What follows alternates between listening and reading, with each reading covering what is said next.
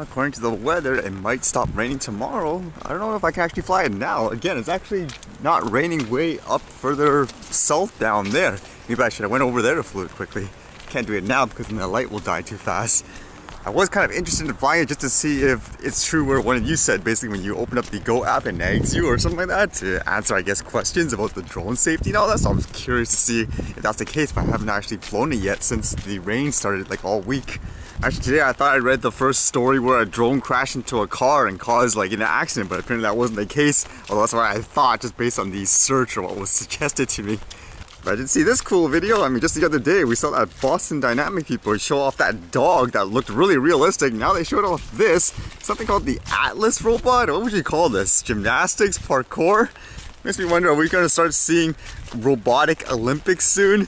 I wonder if more stuff like this pop up, people will be more concerned about this now as opposed to just flying drones. Because this just seems so human, like people will be worried, I guess, things like it'll take away jobs and everything like that.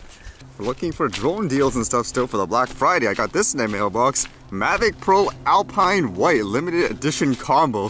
From what I see, literally it's just a Mavic Pro with this white color, which I think a lot of people would think it's cool. Although it makes me wonder, would you actually buy this or something like the platinum for the price? I guess people go crazy just based on design, right?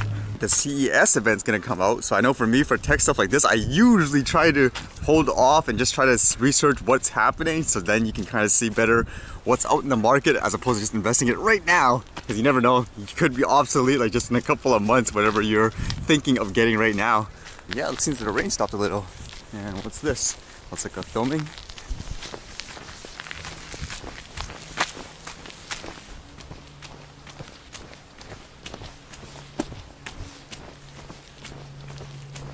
Okay, I flew it a little bit, then it felt like it was starting to rain, so I brought it down. Now it feels like it stopped again, so I guess I'll be back and forth to see if I get the opportunity or not.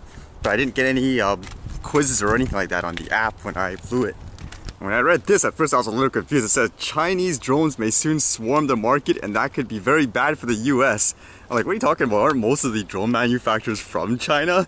But apparently this is talking more about military drones, saying I guess they're going to leap over what the US is doing.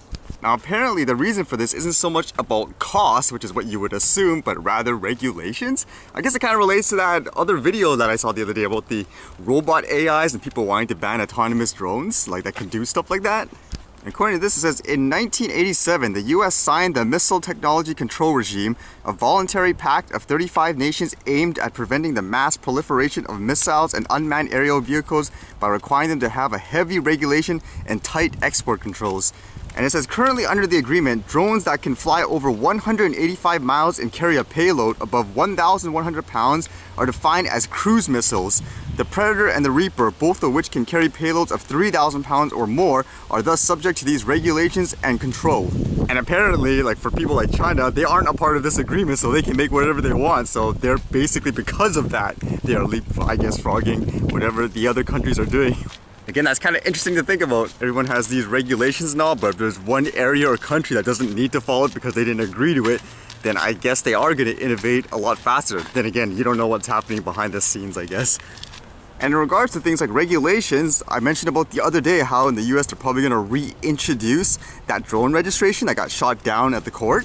And it says here, in terms of an update, this article was updated November 16th to reflect the Senate passage of the National Defense Authorization Act. So according to this, they actually agreed on that bill, which technically means I guess the FAA could force people to register their drones. I was trying to find other articles to kind of corroborate this, but this was the only one at the moment that I saw.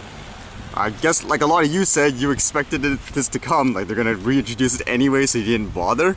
I guess that makes it semi-official. Does it really change anything? And then there was that story, like I said, about the car crash at first, and it said something about drones. I'm like, wow, is this like the first major incident of a drone crashing into a car? Even the article says, Georgia State Patrol says alcohol and speed likely factors in a deadly crash. So at first I didn't know, like, well, was it the driver that was under the influence or the drone flyer? Like, what's going on? As I read more into it, it made sense. It says, Georgia State Patrol says alcohol and speed were likely factors in a deadly crash on Drone Road in Burke County. So I guess it's just a street name that's literally named Drone. Is this place called Drone Road because literally it's like a racetrack or something? I don't know. It says investigators says James Odell Bostic from Drone Road was driving his 1993 Grand Prix down Drone Road when he went off the road and hit a tree. Trooper says he was not wearing a seatbelt and he was ejected from the car. It's an unfortunate situation, of course. It makes me think though, because even people say for things like the evolving tech of the drones, why are people so terrified about them potentially causing accidents when in reality we have so many other things that we allow in life like this. Like, you just never know. People under the influence, it probably happens every day.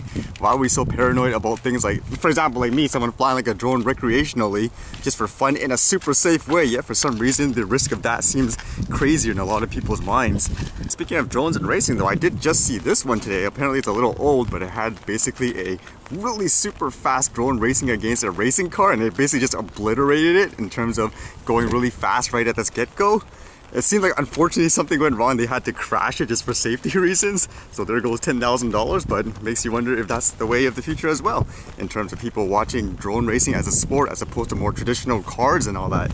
But what's kind of interesting to read that, or hear rather, that the guy that made the drone, they said basically one of the problems with FPV racing drones in terms of an audience perspective is you can never see, like with the drones themselves, because they're too small.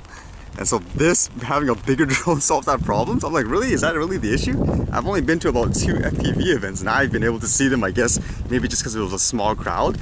I would imagine you'd have like the first person views with the videos, which could make it more intriguing depending on how, I guess, you present it.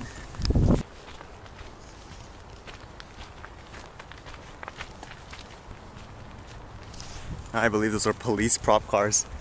I couldn't capture too much today, unfortunately. Hopefully the weather clears up tomorrow.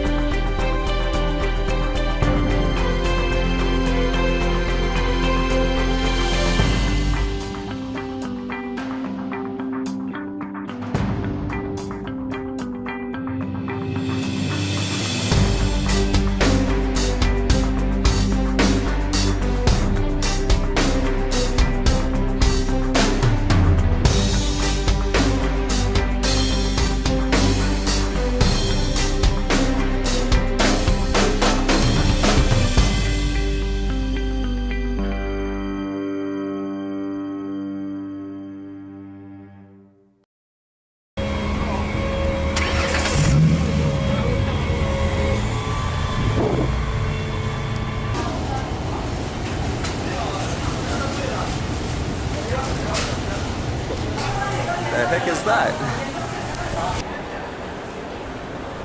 Yeah, it's about that time. To look for gifts. See you guys later.